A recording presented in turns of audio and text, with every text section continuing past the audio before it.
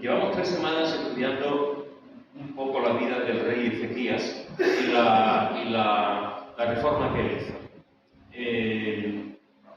Como dije el domingo de septiembre, después de la vuelta de vacaciones, a mí me encantan los avivamientos. No los avistamientos, que es diferente, de avivamientos. Me encanta el tema de los avivamientos, disfruto con los avivamientos, mi corazón se llena de gozo cuando he leído y sigo leyendo cosas que tienen que ver con los avivamientos. Y cuando leo los avivamientos en diversas partes del mundo, cómo comenzaron, cómo se iniciaron, el proceso que tuvo, cómo Dios usó a una serie de personas.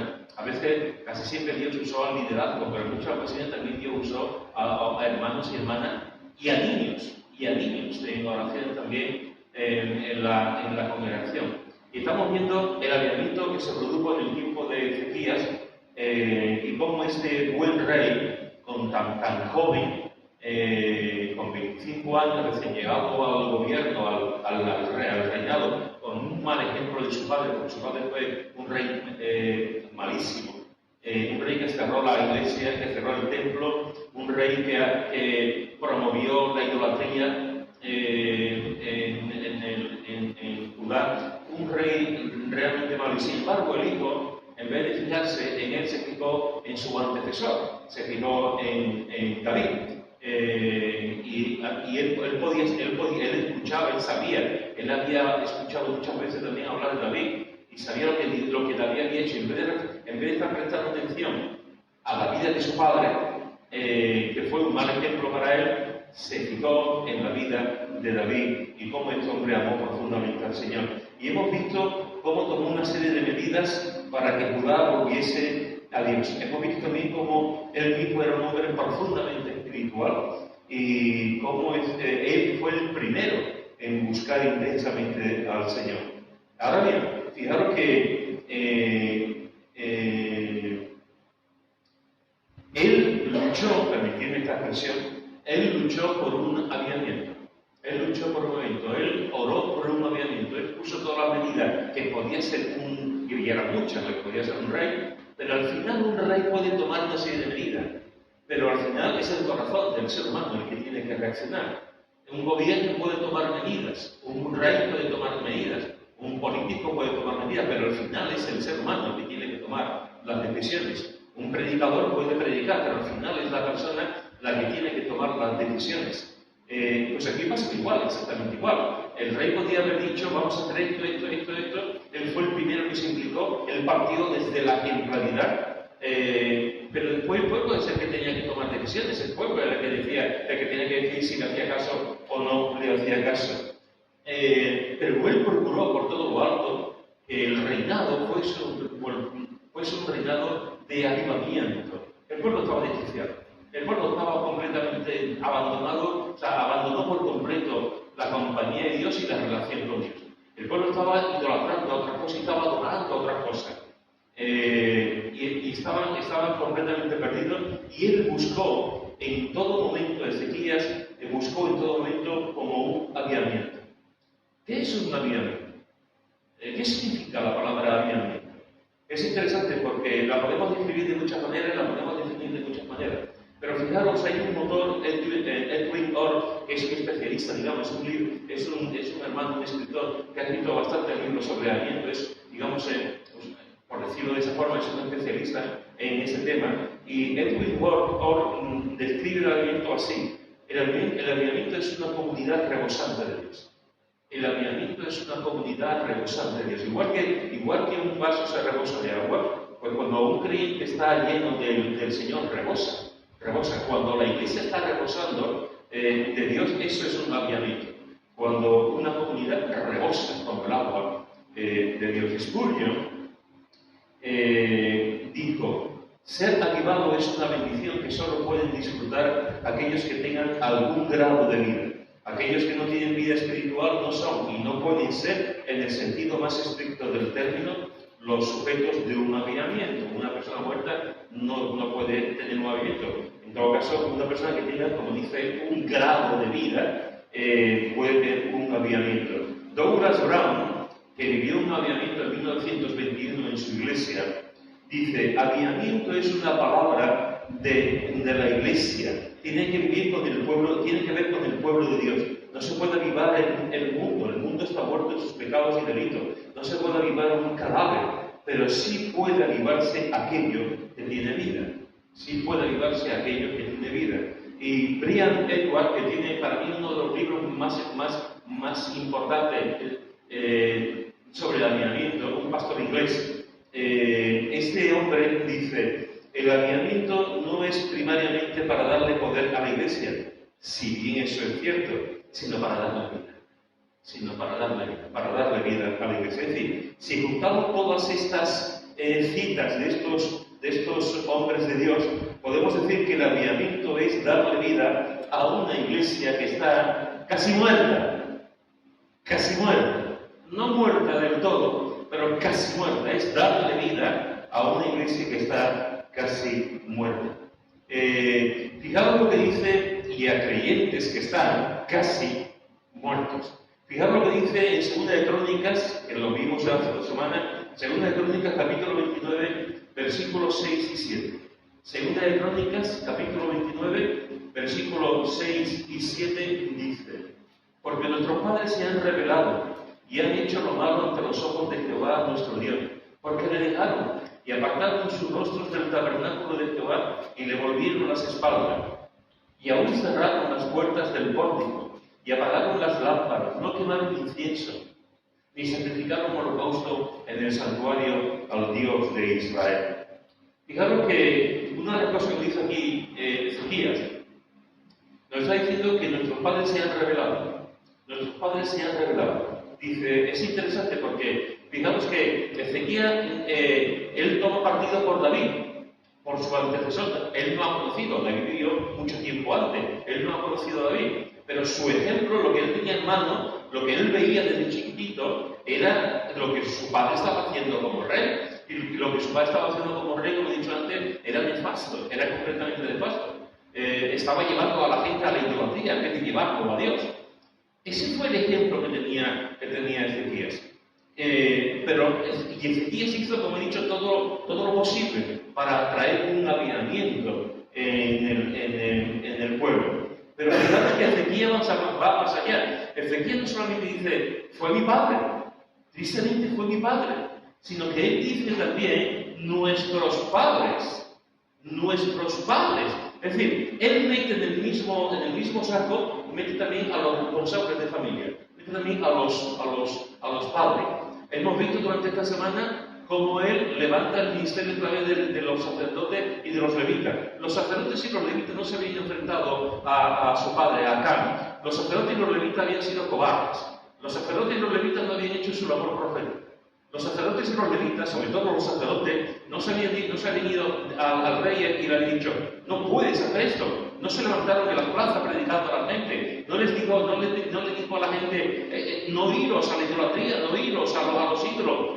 No predicaron el arrepentimiento, simplemente vivieron sin presentar ningún tipo de oposición a lo que el rey acá estaba haciendo. Pero este rey, Ezequías, dice, no solamente fue mi padre, es que todos nuestros padres hicieron exactamente lo mismo. Nuestros padres se han rebelado. Es decir, no solo mi padre tuvo su responsabilidad, mi padre era el rey, mi padre tuvo una parte súper importante de lo que estaba ocurriendo, pero es que después los padres también hicieron lo mismo. Los padres también hicieron exactamente lo mismo y siguieron, en vez de aleccionar a sus hijos, en vez de estar como familia adorando al Señor, en vez de estar atentos a la palabra, a la ley, lo que estaban haciendo de ir al templo, permitieron que se cerrase y estaban los padres igual también de forma cobarde, sin presentar por lo menos una oposición espiritual y sin enseñar a los hijos realmente lo que el Señor quería. La apostasía, en muchas ocasiones,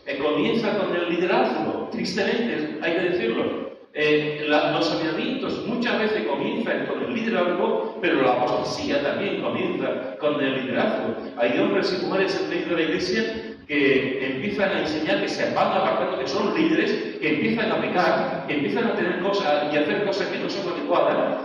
Y la Iglesia, en vez de pararlo, en vez de decir eso no está bien, eso es pecado, por muy líder que tú seas, la Iglesia va siguiendo su camino también y va haciendo exactamente las mismas cosas. A veces los responsables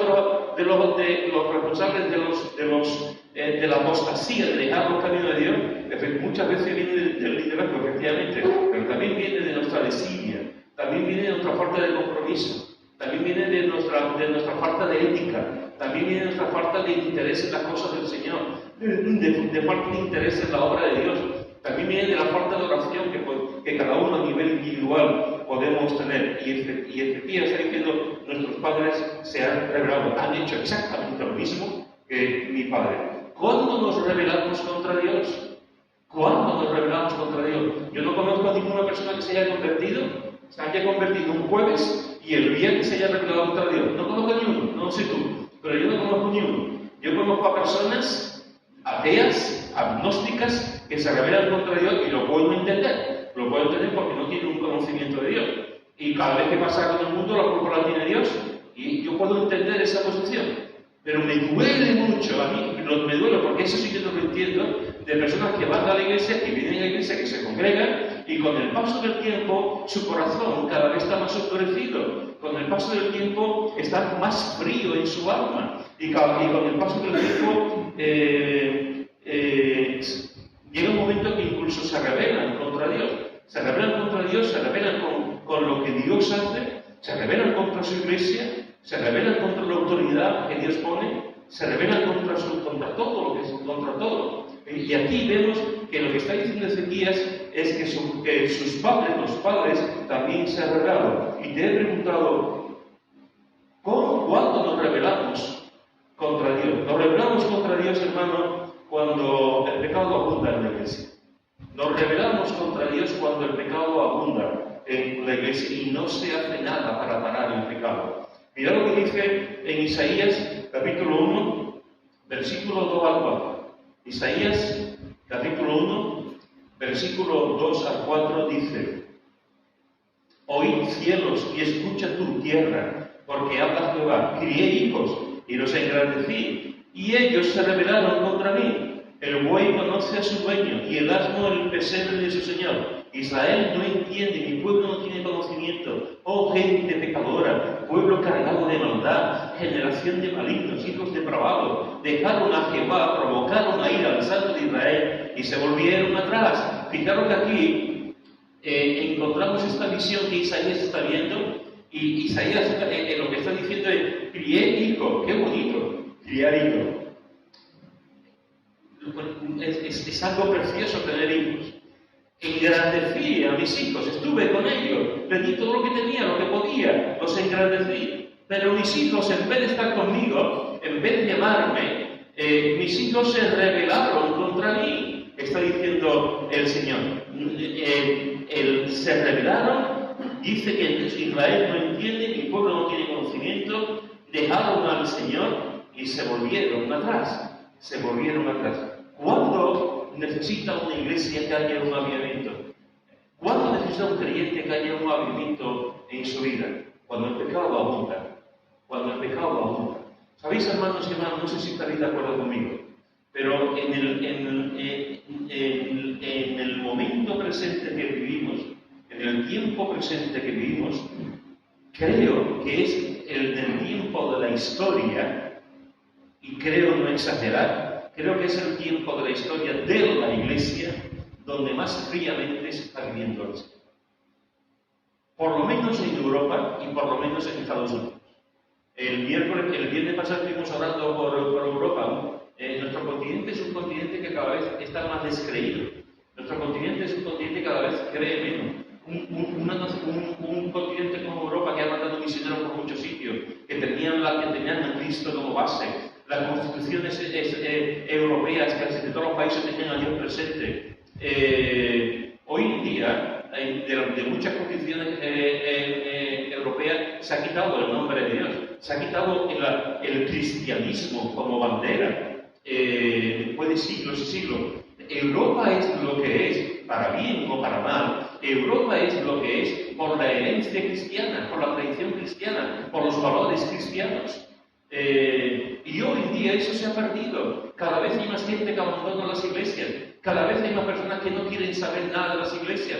Cada vez hay personas que dicen que son cristianos, pero van a la iglesia como pasa en el mundo católico 3 o 4 veces al año para un bautizo, un esto, lo otro, y se acabó. Un culto de Navidad y se terminó. Cada vez hay más gente descreída y cada vez hay más gente en las iglesias que van, que ni leen la Biblia, ni oran, pecan a sus anchas, hacen lo que les da la gana y vienen de vez en cuando, o mucho, a la iglesia. Cuando abunda el pecado, necesitamos un avivamiento. Europa necesita un avivamiento. España necesita un avivamiento. Yo necesito un avivamiento. Un volver a tener pasión por Él, a tener ganas de Él, a desearlo, a anhelarlo, a tener celo por Él, a volver a enamorarnos de Cristo con pasión. Cuando una iglesia pierde el norte, cuando un creyente no es consciente de su pecado. El otro día me estaba diciendo mi hija Ana Belén que estaba teniendo una conversación con una amiga suya. Una amiga suya creyente, pero es de esta generación que hay que no se juntan en las iglesias porque dicen que las iglesias son edificios, que es algo institucional, que no hay que juntarse en un sitio determinado, que no podemos juntar en el campo, no podemos juntar en la playa, no podemos juntar en cualquier sitio. Y tampoco hace falta un gobierno en la iglesia, ni que haya un liderazgo, ni cada uno va a la iglesia cuando quiere, se reúne cuando quiere. Es un concepto que tiene que ver con el posmodernismo, que lleva ya instalado en cierto tiempo. Y estaba hablando con ella y Ana Belén estaba hablando de los principios de lo que la Escritura enseña. Y la Escritura enseña que hay que venir a la iglesia. Y la Escritura enseña que hay una autoridad en la iglesia que es el consejo, los pastores, los ancianos, los diáconos, etc. Que la Escritura enseña la importancia de congregarse. Y esta chica, esta amiga suya, le decía, bueno, esa es tu opinión. Bueno, esa es tu opinión. Yo opino de otra manera, yo lo veo de otra manera. Bueno, eso es relativo. Bueno, y cuando tú te encuentras, tú dices, la palabra de Dios dice esto, y tú te encuentras con la respuesta de, bueno, esa es tu opinión. Yo lo veo de otra manera. ¿Qué se hace? No se puede hacer nada. Porque la verdad se diluye como el agua. Y cuando la verdad no queda, y lo que queda es tu opinión, en realidad lo que queda es una gran mentira. Pero al final antes tú pensabas de una manera y tú razonabas, mira, yo estoy de acuerdo con esto, por lo otro. Y había un entendimiento, nos acercábamos, había posturas, dialogábamos. Mira, esto, que yo pienso esto, que yo creo esto. Cogíamos la Biblia y nos poníamos y lo hablábamos. Hoy día no, hoy me dices tú, esto, y te pones eso es tu opinión. Y estoy hablando de una creyente. Estoy hablando de una creyente. Que no hace parte de la iglesia, no, que la Biblia dice, esa es tu opinión. Hay que ofrendar. Bueno, esa es tu opinión, yo no tengo por qué ofrendar eso, algo del corazón. Hay situaciones así que tú dices, ¿en qué punto hablamos? ¿En dónde es un terreno común para dialogar? No lo hay, es imposible hablar con una persona que te dice, ese es tu punto de vista. ¿Sabéis lo que ocurre con eso? Que no hay pecado. No hay pecado, no hay nada. La Biblia dice que tenemos que ser monógamos. La Biblia dice que tenemos que estar casados con una sola mujer, con un solo hombre. Bueno, esa es tu opinión. Bueno, esa es tu opinión. ¿Por qué no puede haber un hombre con dos mujeres, o una mujer con dos hombres? Esa es tu opinión, porque Dios es amor. Cuando eso ocurre, estamos permitiendo que el pecado se adueñe de nuestras acciones, de nuestro pensamiento, y al final se haga dueño de nuestra vida. Y en la iglesia pasa igual. Y cuando eso ocurre, el fuego del Espíritu Santo y la verdad de la palabra desaparece. Nunca va a desaparecer, nunca va a desaparecer. Pero entender, llega un momento en que cuando uno ya dice esa es tu opinión, pues no queda nada, porque no hay ningún tipo de argumento. Es todo subjetivo. Es todo subjetivo. Y es algo que además a mí me permite hacer lo que yo quiero. Es al final lo que pasa. Me permite hacer lo que yo quiero. ¿Por qué necesitamos un movimiento? ¿Cuándo necesitamos un movimiento en nuestra vida? Cuando abunda el pecado en la iglesia, como estaba abundando en este tiempo que estamos viendo en Isaías. Ellos se rebelaron contra mí. También necesitamos un avivamiento cuando nos olvidamos del bien que Dios nos ha hecho. Cuando nos olvidamos del bien que Dios nos ha hecho. Mirad lo que dice en el Salmo 103. Salmo 103 es un texto muy conocido, es uno de los salmos más conocidos. Salmo 103, y cantado también. Y mirad lo que dice este Salmo 103. Versículo 1 y 2. Dice: bendice alma mía a Jehová, y bendiga todo mi ser su santo nombre. Bendice alma mía a Jehová, y olvídate de todos los beneficios de Dios.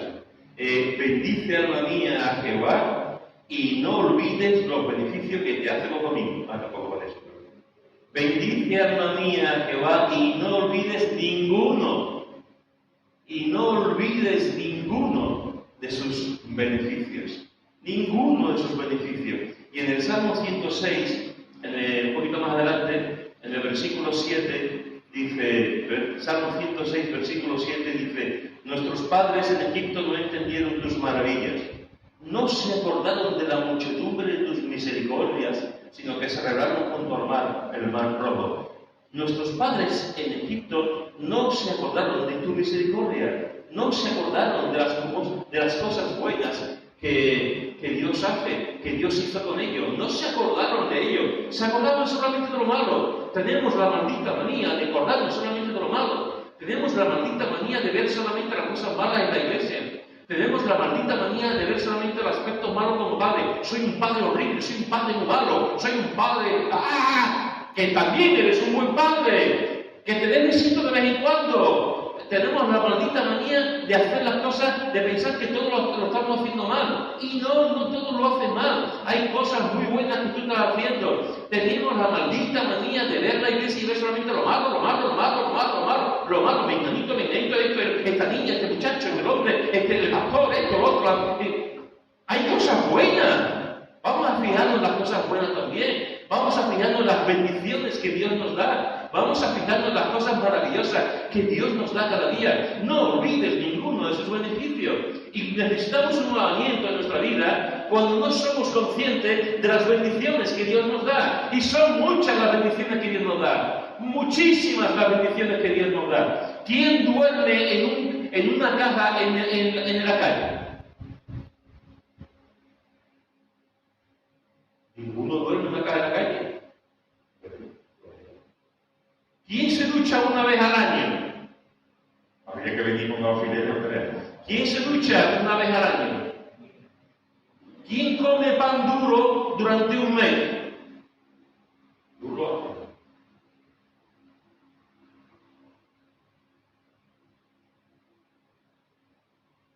Todos tenemos cosas buenas en nuestras vidas.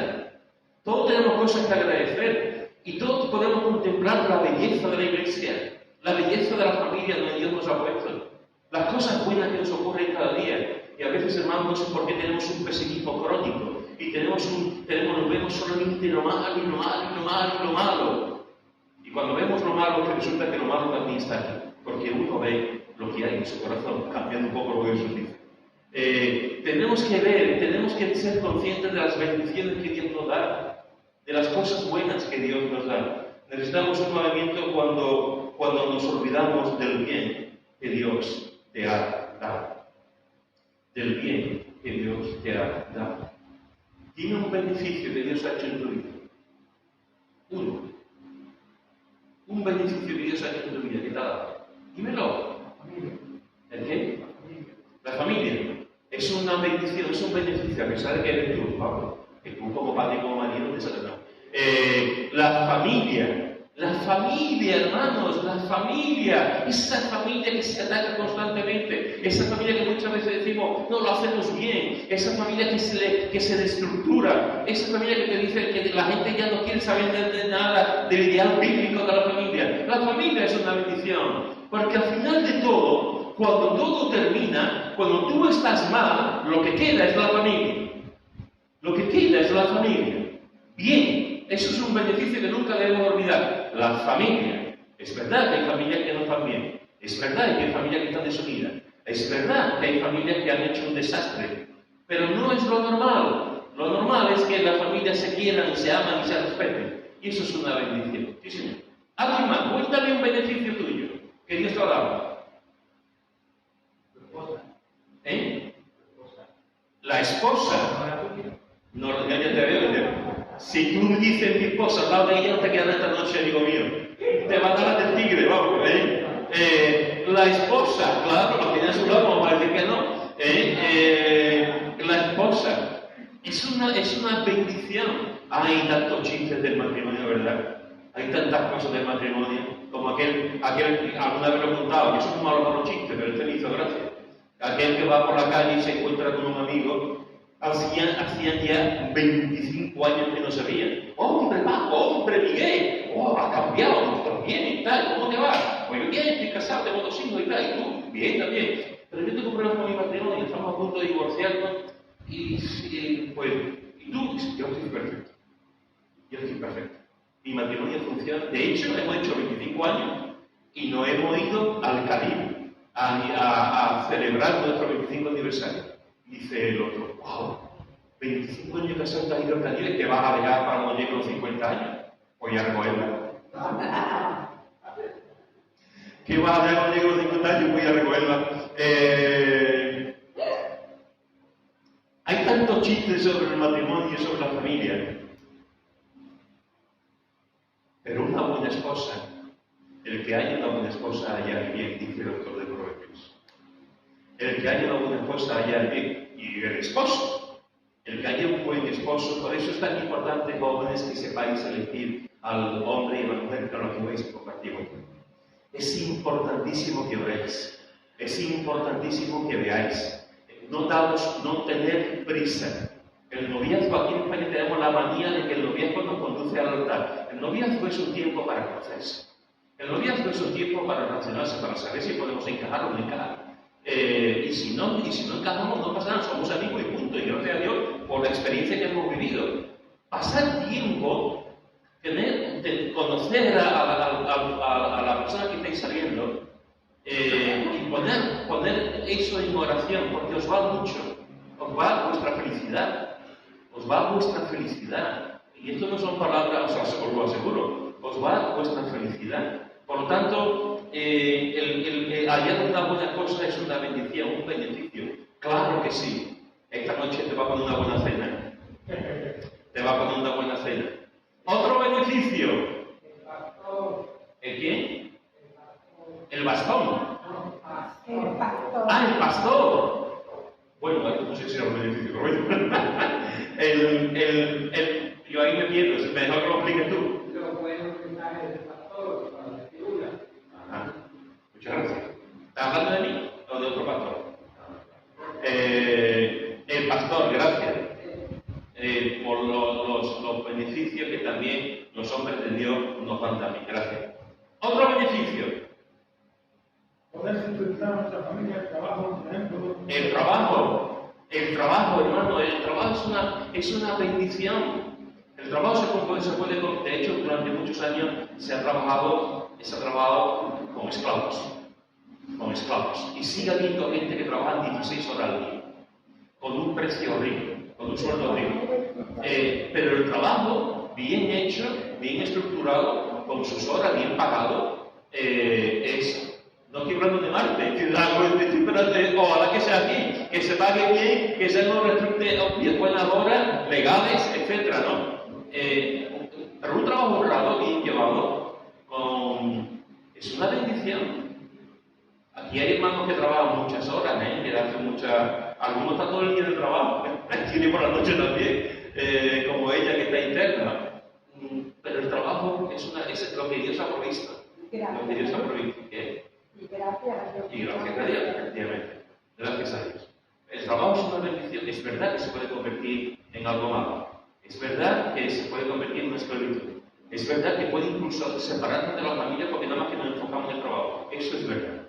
Pero el trabajo bien llevado, equilibrado, poniendo el trabajo delante de Dios, eso es una bendición. Y tenemos que estar contentos por nuestro trabajo. Contentos por donde Dios nos ha puesto. Muy bien. Otro beneficio, terminamos. Una buena jubilación. Una buena jubilación, sí señor. Sí señor, una buena jubilación. Porque hay gente que no se puede jubilar, los autónomos lo tienen complicado, ¿eh? Y hay gente que tiene que cobrar muy poquito. Y hay gente que a lo mejor se quiere jubilar, pero por la situación familiar, porque si los hijos no trabajan, que si los nietos, que si lo otro, es complicado, ¿eh? Y hay veces que una persona se jubila y se pierde, porque no sabe qué hacer con su vida. O sea, hay un vacío ahí que como lo relleno, ¿no? Después de tanto años trabajar. Pero bien visto, bien programado, por supuesto que es una jubilación, sobre todo si la persona que se jubila luego así lo desea y así lo quiere. No olvidemos nunca que jubilación viene de júbilo, es una alegría. Por tanto, es un beneficio también la jubilación, bastante uno ha trabajado ya. Que no significa que cuando se jubile, que lo pregunten a él, cuando se jubile deja de trabajar. A veces se jubila uno y trabaja más, y trabaja más. Muy bien. Pues, hermano, fijaos que hemos hecho tres cosas. Pero si cada uno empezamos a decir los beneficios, hay tantos beneficios. Hay tantas cosas buenas. La salud. Ahí ya me ha llegado la salud. Cuando tú no tienes salud, todo se pierde. Y cuando hablo de salud no estoy hablando de un dolor de muela, ni estoy hablando de un dolor en la uña, ni estoy hablando de que me he dislocado el hombro. Estoy hablando de la vida. De la vida. La salud.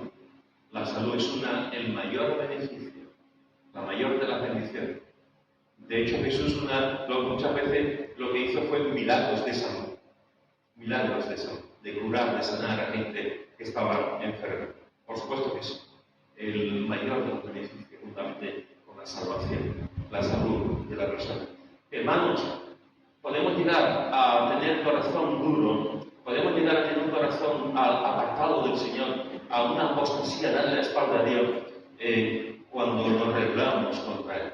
¿Y qué necesitamos cuando nos rebelamos contra el Señor? Cuando una iglesia, cuando un creyente, cuando una familia ya no está viviendo como el Señor quiere, ¿qué podemos hacer? ¿Cuándo nos rebelamos contra Dios? Te he dicho, nos rebelamos contra Dios cuando el pecado abunda en la iglesia. Cuando no permitimos, cuando nos da igual el pecado. Y cuando abunda también en la vida individual de la persona. Necesitamos un avivamiento cuando nos olvidamos del bien que Dios nos ha hecho. Y es mucho. Es mucho. Es mucho los beneficios que Dios nos da. Y necesitamos un avivamiento cuando no obedecemos su palabra. Cuando no obedecemos su palabra. Mirad lo que dice en Lamentaciones, capítulo 1. Lamentaciones, capítulo 1, versículo 18. Lamentaciones de Jeremías, capítulo 1, versículo 18, dice: Jehová es justo, no lo olvides nunca. Jehová es justo, yo contra su palabra me rebelé. Oí ahora, pueblos todos, y ved mi dolor. Mis vírgenes y mis jóvenes fueron llevados en cautiverio. Jehová es justo, yo contra su palabra me rebelé. Necesitamos un avivamiento en nuestra vida cuando nos rebelamos contra su palabra. Y lo mismo que te he hecho una pregunta, te he dicho antes, hoy quiero escuchar a la iglesia. Lo mismo que he dicho antes, siempre quiero escuchar a la iglesia, de los beneficios que Dios nos da. ¿Cómo nos rebelamos contra su palabra? ¿Cómo nos rebelamos contra su palabra o no nos rebelamos? ¿Cómo un ser humano, una persona, y no estoy hablando de los incrédulos, estoy hablando de los que decimos que somos cristianos, ¿cómo nos rebelamos contra la palabra de Dios? Con la mentira. Con la mentira. Explícate.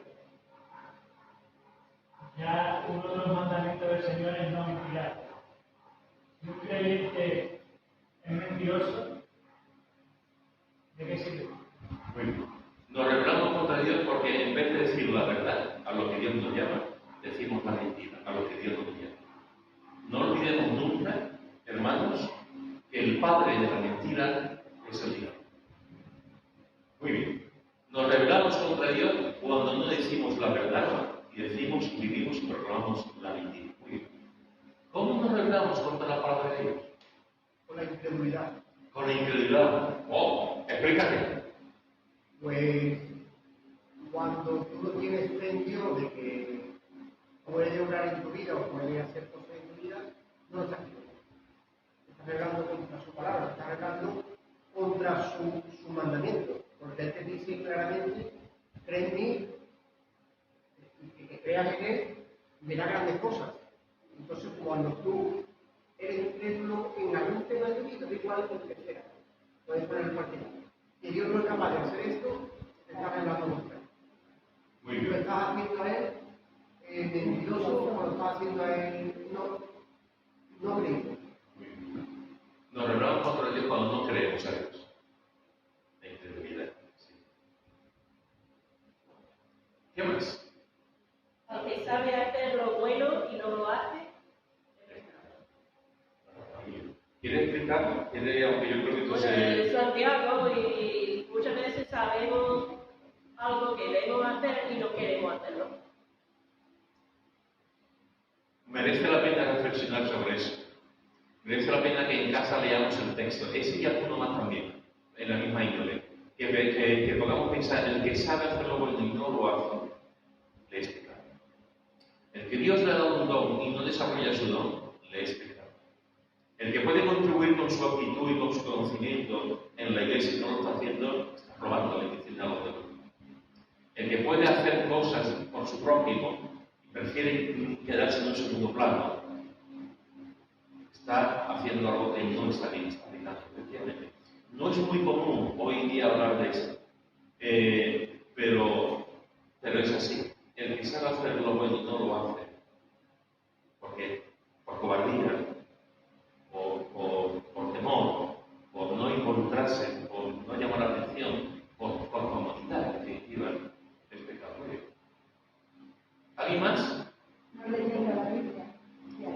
No leyendo la Biblia. Fíjate cosa más simple. Estamos aquí todas las respuestas que hemos dado. ¿Cómo nos rebelamos contra la Biblia? Contra la palabra de Dios. La cierro. La abro, la cierro, evidentemente. La cierro. O, bueno, tengo ahí. Cojo el móvil. Versículo del día. Leo el versículo del día. Termino de leer el versículo del día. Un versículo del día. Y se acabó. Y yo digo, Señor, he leído tu palabra. Tienes que estar contento conmigo, Señor. He leído tu palabra hoy. Un versículo. Y al día siguiente otra vez. Versículo del día. Tal. Si no leemos su palabra, ¿cómo te vas a nutrir? Si no leemos su palabra, ¿cómo te vas a alimentar? Si no leemos su palabra, ¿cómo vas a conocer la voluntad de Dios para tu vida? Si no leemos su palabra, ¿cómo vas a conocer a Dios? Si no leemos su palabra, ¿cómo vas a saber la hermosura de la iglesia? Si no leemos su palabra, ¿cómo vas a saber cómo tener la sabiduría para estar con la familia? Si no leemos su palabra, ¿cómo vamos a ver lo que tenemos que vivir como trabajadores? ¿Cuál debe ser nuestro papel en el trabajo? Si no leemos su palabra, ¿cómo vamos a saber acerca de la mentira? Si no leemos su palabra, ¿cómo vamos a educar a nuestros hijos? Si no leemos su palabra, ¿cómo vamos a vivir una vida feliz como Él quiere? Si no leemos su palabra, ¿cómo vamos a tener una idea bíblica de lo que es el gobierno de una nación? Si no leemos su palabra, ¿cómo vamos a tener misericordia? Si no leemos su palabra, ¿cómo vamos a creer los milagros? Y si no leemos su palabra, ¿cómo vamos a creer en el poder, en la plenitud del Espíritu Santo? Y el oír por la palabra de Dios. Gracias. La palabra, gracias. Lo primero que tenemos que hacer en nuestra vida realmente es leer la palabra. Cada día. Y alimentarnos con la palabra. No olvides, hermanos y hermanas, no olvides nunca que cuando tenemos nos hemos rebelado contra Dios, necesitamos un movimiento.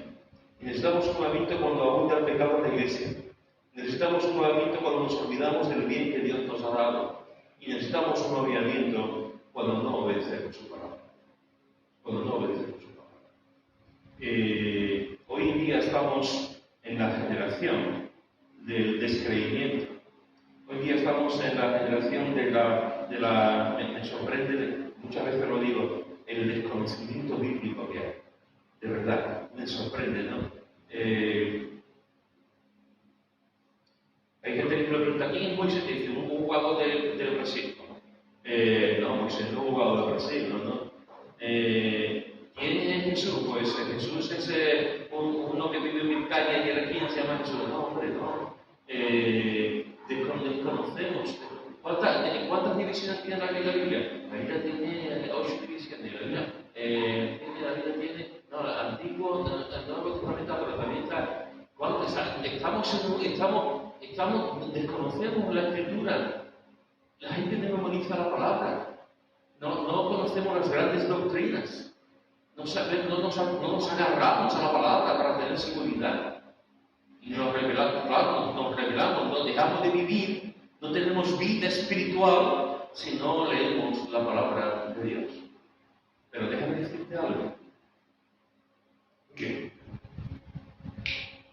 Gracias, Pedro. Gracias, pastor. He tomado una decisión. Cuando salgamos de aquí, Dios me ha usado, Dios me ha hablado, y a partir de mañana voy a levantarme a las 6 de la mañana a leer la Biblia. Gracias, pastor. Gracias, Pedro, por lo que me ha enseñado. 6 de la mañana, pongo el despertador. 5 a las 7 del cuarto. Re.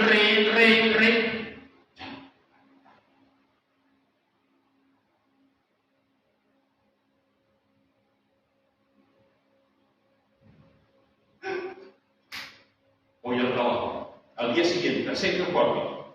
Re.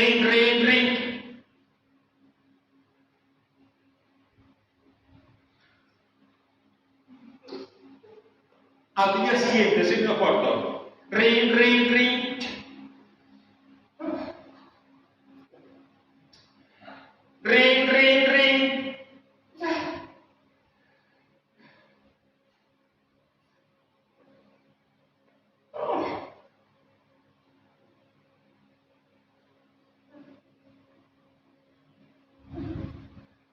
Al día siguiente, a las 6 del cuarto. Ring.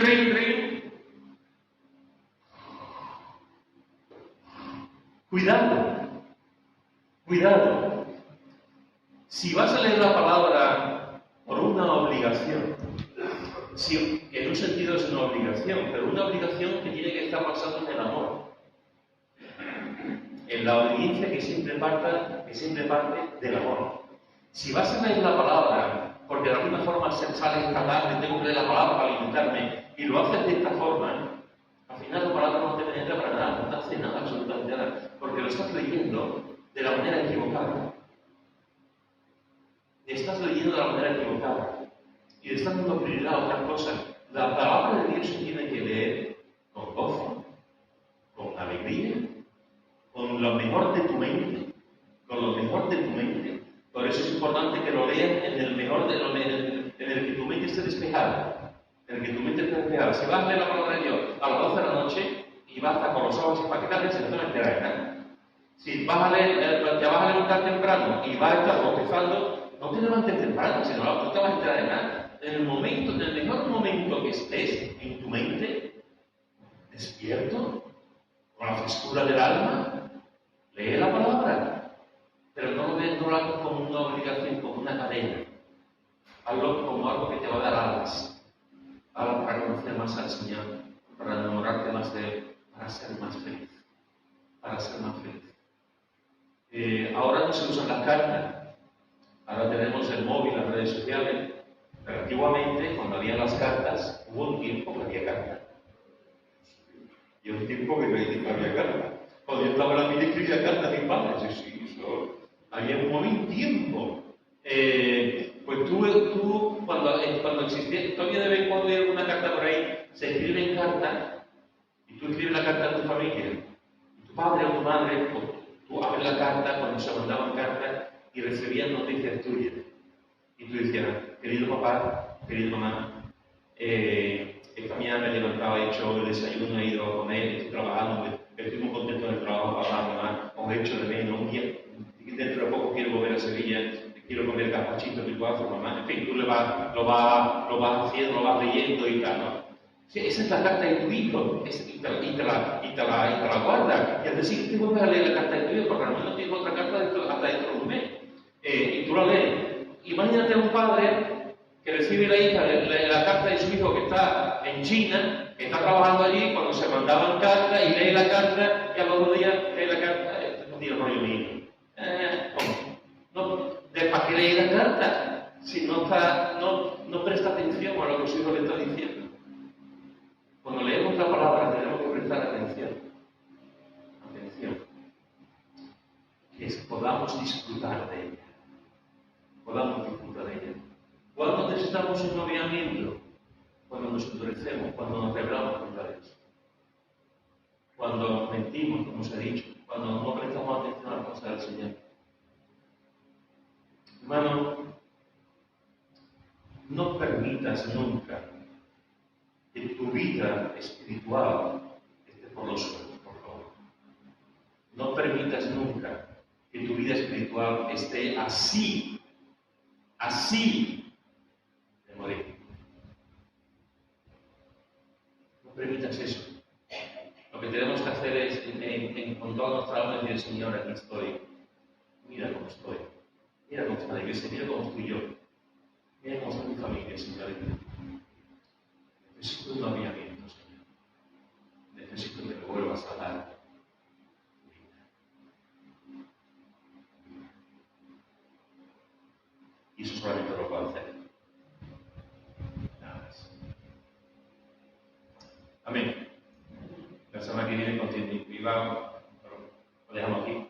La semana que viene continuamos con este texto.